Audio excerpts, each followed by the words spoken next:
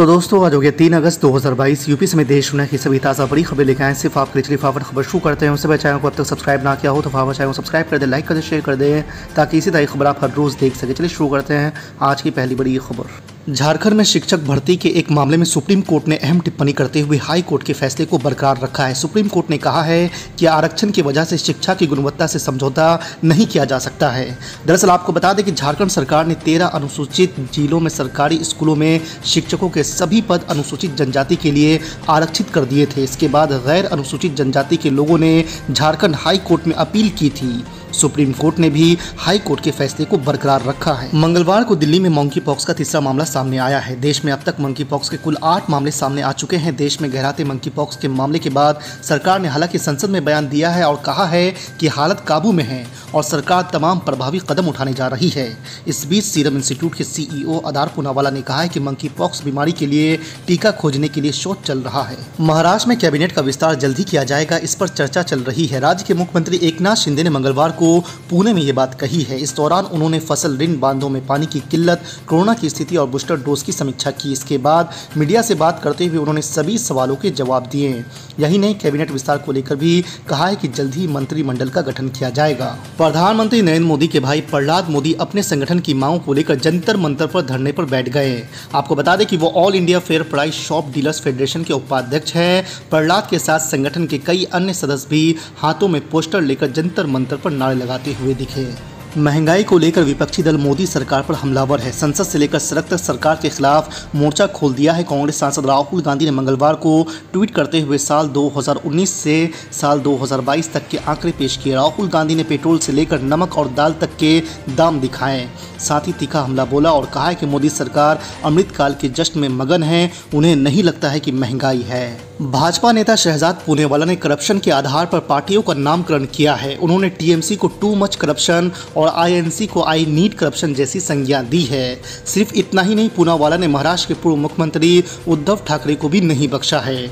आपको बता दें कि शहजाद पूनावाला ने इन दलों द्वारा केंद्र एजेंसियों की कार्रवाई पर उठाए जा रहे सवालों के जवाब में ये बातें कही हैं। उत्तर प्रदेश के मुख्यमंत्री योगी आदित्यनाथ ने कहा है कि खेलों के विकास और खिलाड़ियों के प्रोत्साहन के लिए प्रदेश सरकार का खजाना खुला हुआ है।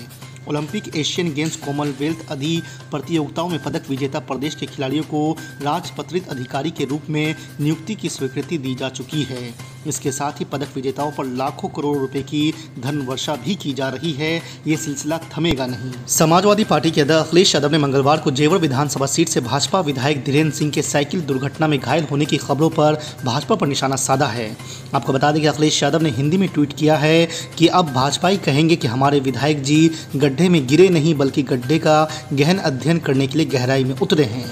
बिहार में नीतीश कुमार सरकार जाति गणना की तैयारी में लग गई है। सबसे खास बात है कि इस गणना में सरकार सिर्फ लोगों की जाति ही नहीं बल्कि उनकी इनकम का भी हिसाब लेने की तैयारी में है।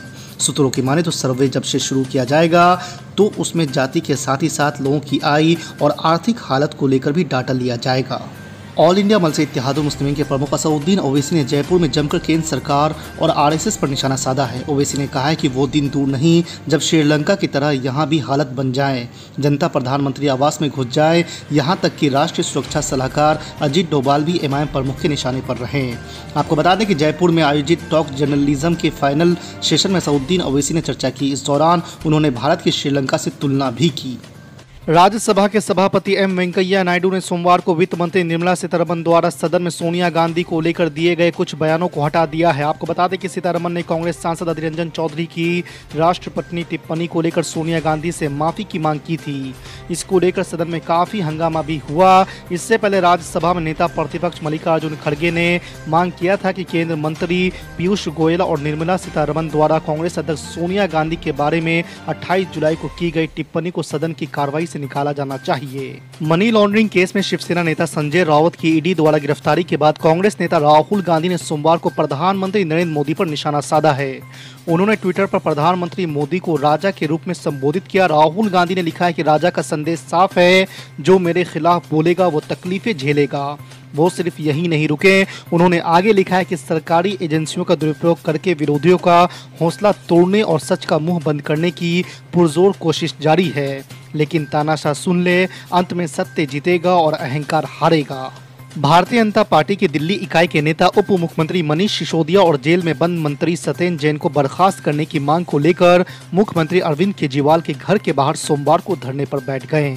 आपको बता दें कि प्रदेश भाजपा अध्यक्ष आदेश गुप्ता ने सिसोदिया और जैन को कैबिनेट से हटाने की मांग को लेकर अरविंद केजरीवाल से मिलने के लिए प्रतिनिधि मंडल का नेतृत्व किया, जिसमें पार्टी नेता और विधायक भी शामिल थे।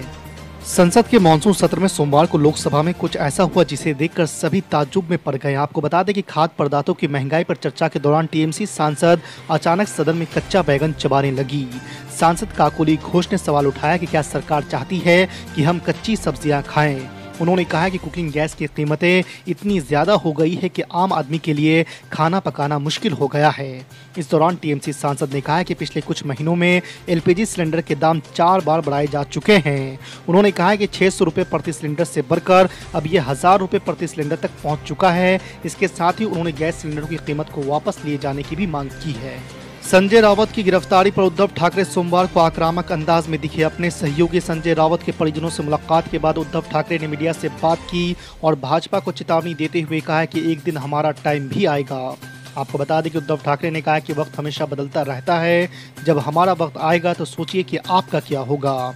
उन्होंने कहा कि आज की राजनीति बल से चल रही है। भाजपा चाहती है कि राज्य में पार्टियां खत्म हो जाए। अब महाराष्ट्र की जनता ही फैसला करेगी। उत्तर प्रदेश के मुख्यमंत्री योगी आदित्यनाथ ने प्रदेश के प्राथमिक पाठशालाओं में पढ़ने वाले बच्चों की पोशाक, जूते, मोजे और कॉपी किताबों समेत अलग अलग सामान के लिए सोमवार को 1200 रुपये खाते में भेज दिए हैं। इसके साथ ही उन्होंने प्रिंसिपल और टीचरों को बड़ी जिम्मेदारी भी दी है। मुख्यमंत्री योगी आदित्यनाथ ने धनराशि का समुचित उपयोग सुनिश्चित करने की हिदायत प्रिंसिपल और टीचरों को दी है। भारत में मंदी आने का कोई चांस नहीं, संसद में बोली वित्त मंत्री निर्मला सीतारमण। जी आपको बता दें कि भारत की इकोनॉमी न सिर्फ दुनिया के कई देशों से बेहतर हालत में है, बल्कि ये तेजी से बढ़ती अर्थव्यवस्थाओं में से एक है। ये बात वित्त मंत्री निर्मला सीतारमण ने सोमवार को लोकसभा में कही। वो संसद में महंगाई पर चर्चा के दौरान विपक्ष को जवाब दे रही थी। उन्होंने कहा कि भारत में मंदी का कोई खतरा नहीं है। लोकसभा में सोमवार को महंगाई के मुद्दे पर चर्चा में हिस्सा लेते हुए ऑल इंडिया मजलिस इत्तेहादुल मुस्लिमीन के प्रमुख असदुद्दीन ओवैसी ने मोदी सरकार पर जमकर निशाना साधा। असदुद्दीन ओवैसी ने कहा कि आज देश का गरीब नौजवान फौजी सरकार से महंगाई पर जवाब मांग रहा है। असदुद्दीन ओवैसी ने अग्निपथ योजना को लेकर भी सवाल खड़े किए हैं। सर, वहीं पर एक फौजी टूटे दिल के साथ देश के प्रधानमंत्री से पूछ रहा है कि आखिर आपने 8 साल में देश की इकोनॉमी को बर्बाद कर दिया, इसीलिए आपने अग्निवीर को लाया। आज वो सिपाही का दिल टूटा हुआ है जिसने अपनी जवानी चीन और पाकिस्तान के फौजों के खिलाफ आंखें डालकर खड़ा हुआ था। आपने इकोनॉमी को बर्बाद कर दिया और अग्निवीर देश के नौजवानों को मुकद्दर बनाकर देश की सुरक्षा से आपने खिलवाड़ किया है। देश के मासूम बच्चे जो स्कूल को जाते हैं देश के प्रधानमंत्री से पूछ रहे हैं कि प्रधानमंत्री जी, आपने हमारे किताबों पर, पेंसिल पर, पेन पर 18% जीएसटी क्यों लगा दिया।